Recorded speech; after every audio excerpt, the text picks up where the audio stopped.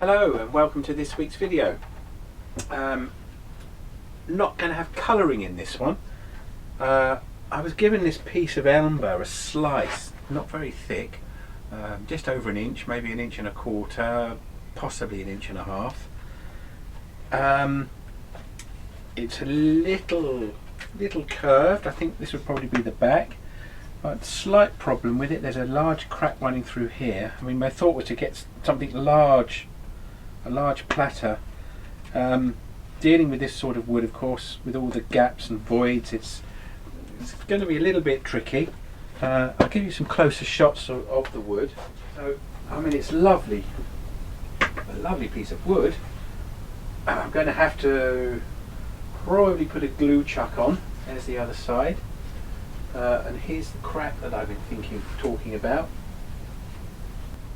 So what I've got to decide is how big a piece do I want to take from it. It would be a shame, wouldn't it, to do two smaller things, but it all depends. This crack runs all along here and it comes out here as well, so it's probably going to have to be very, very minimally turned, but you know, once this is sanded down and got some finish on it, it's going to be absolutely stunning. So I'll get it prepped and cut to size and put on the lathe when I've decided how big to make it. Right, well, I'm going to give it a good go to get the largest piece from this as possible. Now this is just to give me an idea of which bits I can remove. Could be a small something left in here. Here, not so sure. But this void here, ideally I think I'd probably like to avoid that. If I come a bit further this way, and there's this crack here which you can't really see with my arms in the way, that's giving me the most concern.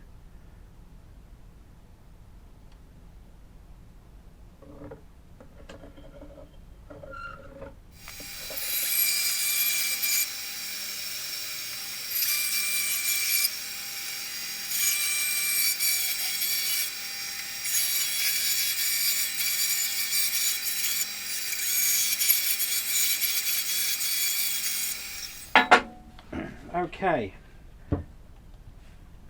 there's that split all the way through to there. So there's another split here, not so deep. Okay, I've got it pressed up against a disc which I've got mounted on a faceplate, bit of router mat to stop it slipping. I might get away with not using a glue block. Just going to do a few light cuts across here to smooth that face off. Gives me a chance to see what's going on with this crack. Using my Robert Sorby 3/8 bowl gouge, which I've just freshly sharpened. I'll get a face mask on, and it's going to start on a slow speed.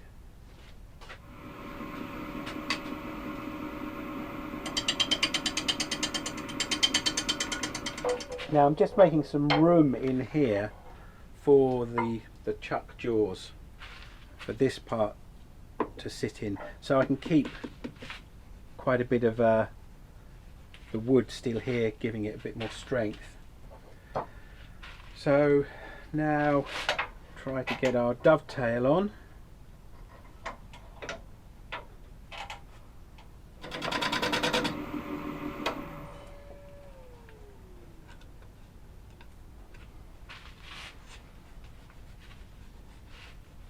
And that also means I've got some material left here for a ring for actually a very wide foot if I wanted. That still goes quite a long way in. Okay, let's get the chuck set up.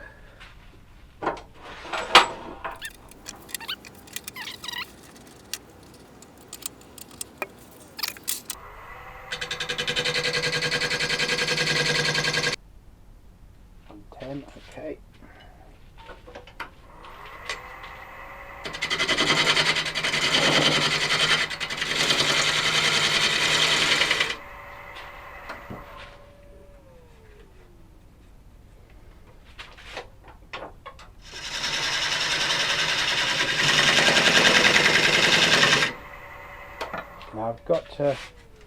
keep an eye on the thickness. About that much. Now this foot is not as deep as the foot I've made on the other side. There is room to take it a bit deeper. I'm a bit concerned about what's emerging here. I think we'll go just a slightly bit deeper. That's about 103 millimeters.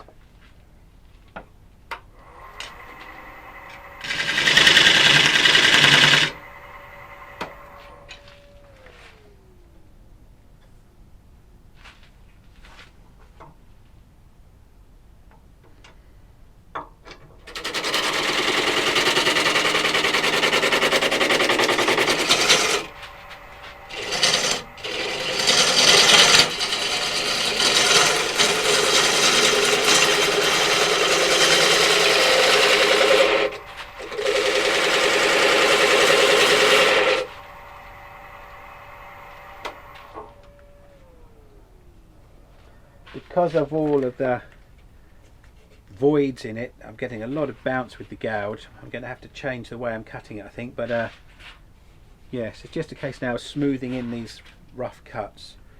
Keep coming back to this, flexing it. It's holding together.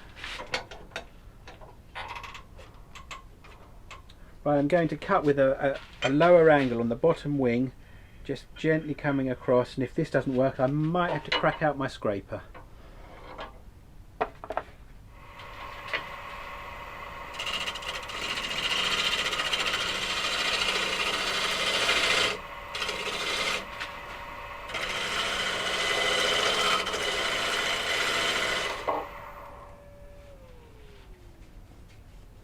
Well, it's cutting nicer, but it's still quite uneven.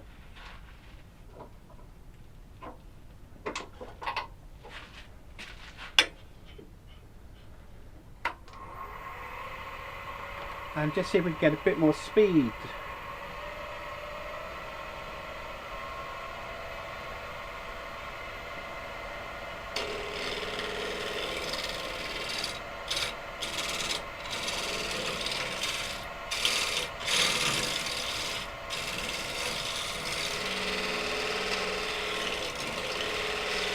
What I have to watch out for is not putting in too much pressure on the scraper so it goes in there and wallop. That's why it's important just to hold it lightly. Just going to back off a little bit, give myself a little bit more room.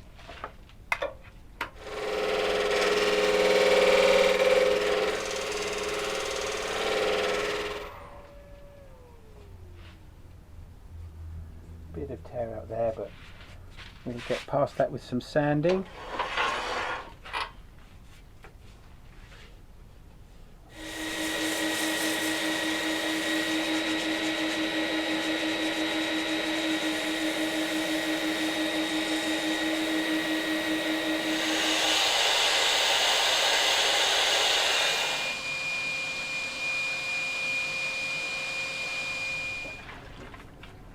Okay, now I'm going to put some oil on the back, finishing oil. I'm going to keep my mask on though because it's very dusty in here.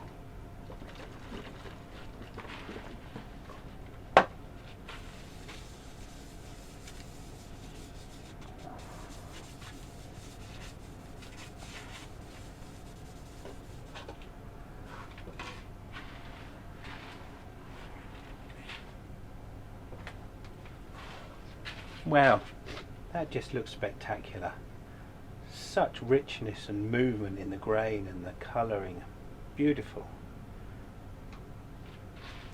And ideally I'd like to give this another 3 or maybe even 4 coats of oil just to build up a nice finish. Right, let's turn it around in the chuck.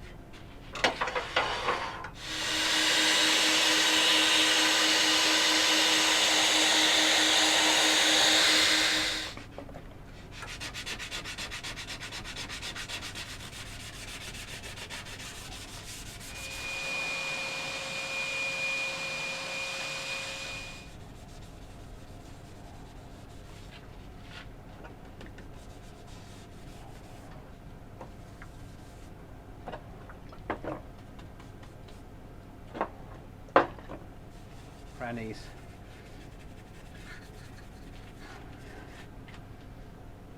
Well, that's made a change from a colouring and texturing video. Plenty of texture and plenty of colour in this all by itself. Right, it's had all night to dry off, and it's looking magnificent. Today all we need to do is rechuck it and get the foot turned off, get that finished off, and then put some more oil on it and some close-ups in a couple of days when I've finished putting the oil on. And then we'll have another piece that's, well, I think nature's done a brilliant job of colouring it itself.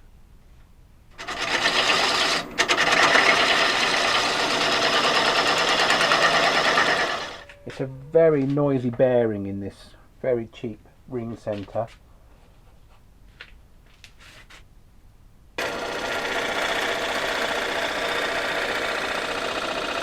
A little crack here.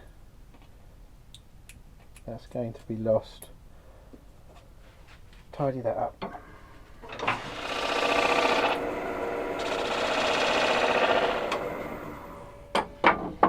Okay. Let's get it off the lathe.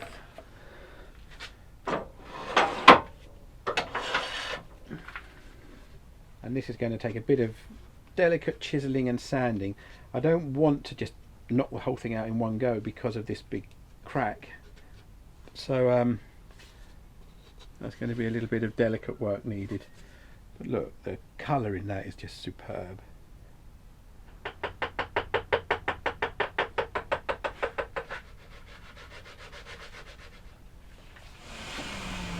Just test it out.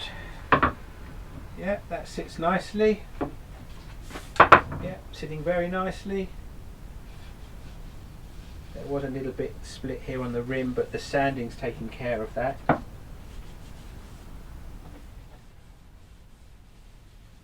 Working over all of the little nooks and crannies.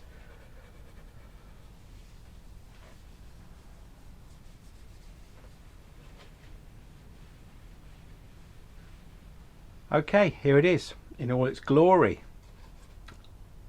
A really lovely piece of wood, and it was a piece I got from a guy in Hastings, a man called Jon Dempsey, who's in some of the Facebook wood turning groups, and I'll be sure to be sending him a picture of what I've been able to make from that piece of wood that he gave me. That's wonderful. Thanks very much, John, and thanks very much to all of you for watching, and please like and subscribe if you're new here. Thanks.